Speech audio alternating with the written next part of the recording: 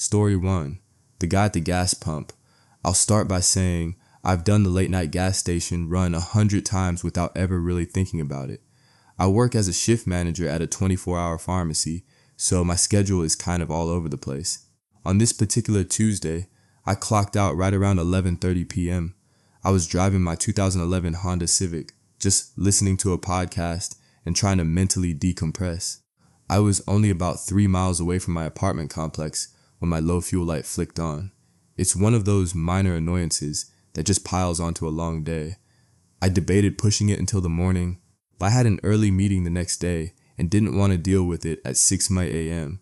I pulled into a heavily lit corporate chain gas station at exactly 11:42 p.m. I know the exact time because I looked at the dashboard clock and sighed. The station had maybe 12 pumps, but it was completely deserted. Not a single other car. I pulled up to pump number 4, turned off the engine, and stepped out into the humid night air. I was scanning my card when a beat-up silver sedan pulled into the lot. The driver didn't park at a pump. Instead, he parked over by the air compressor, which was located in a darker corner of the lot near the dumpsters. A guy stepped out. He looked to be in his late 40s, wearing khaki cargo shorts and a faded green hoodie, totally unremarkable. I didn't really think anything of him and went back to selecting my fuel grade. About 30 seconds later, I realized the guy hadn't walked toward the convenience store. I glanced over my shoulder. He was standing about 10 feet away from my car, just watching me. I don't really know why, but my stomach knotted up. I tried to play it cool. I grabbed the nozzle and started pumping. "Hey man," he called out. His voice was completely flat. "You know how to get to Interstate 85 from here?" The thing is, Interstate 85 is the main highway running right through the middle of our town.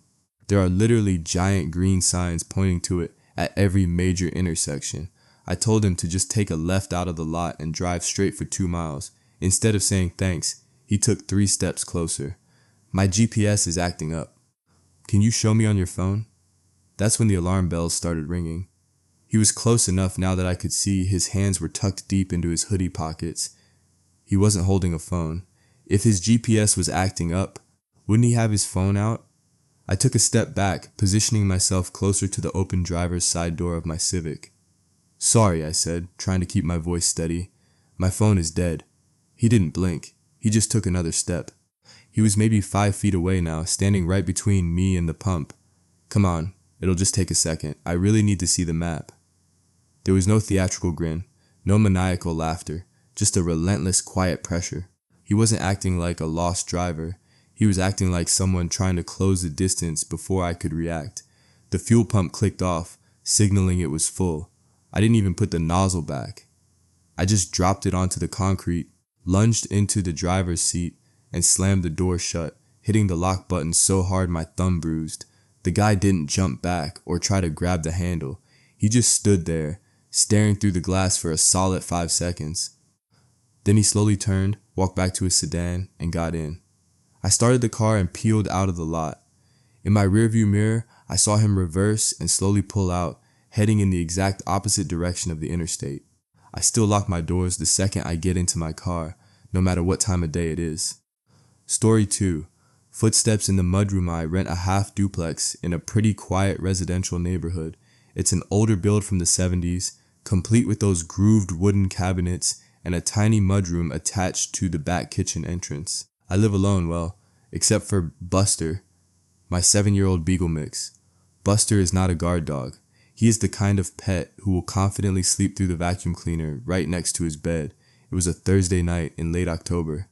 It had been raining heavily since the afternoon, the kind of steady, relentless downpour that makes everything sound muffled. I was up late playing video games on my laptop, totally losing track of time until I noticed it was 2:14 a.m.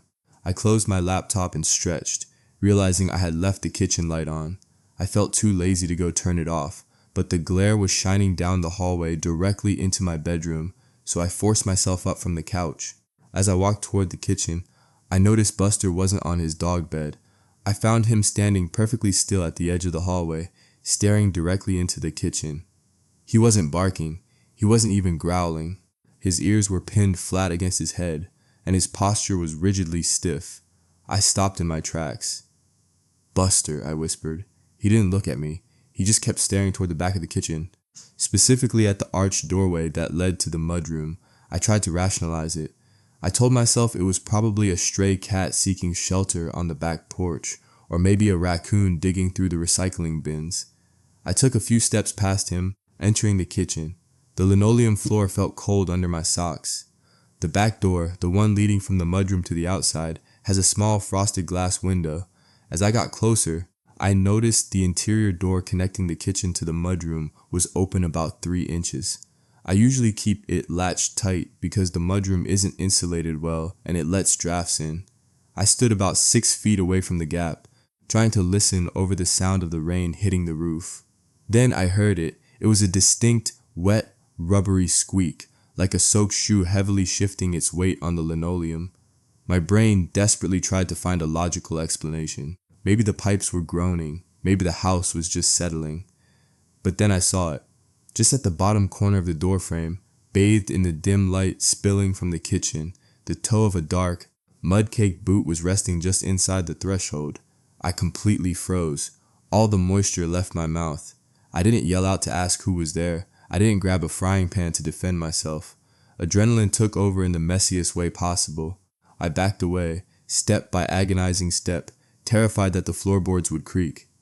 I grabbed Buster by his collar, dragged him into my bedroom, and locked the door as quietly as I could manage. I grabbed my phone from the nightstand and dialed 911. I hid in my closet, whispering my address to the dispatcher, fully expecting to hear my bedroom door get kicked open at any moment. I sat there in the dark, clutching my dog, listening to the rain. It took the police 14 minutes to arrive. They found the back door to the mudroom forced open. The deadbolt had been bypassed with a pry bar. The officers found muddy footprints in the mudroom, ending exactly at the threshold of the kitchen. Whoever it was had stood there, watching me through the crack in the door, and then slipped back out into the rain before the police showed up. I broke my lease 2 weeks later. Story 3. The fake delivery driver. I work from home as a freelance graphic designer, which means I spend 90% of my week inside my apartment. I live on the 3rd floor of a walk-up building in a fairly busy urban area. I order supplies online frequently. I'm used to delivery drivers buzzing my intercom at all hours of the day. It was a Wednesday afternoon, right around 4:17 p.m.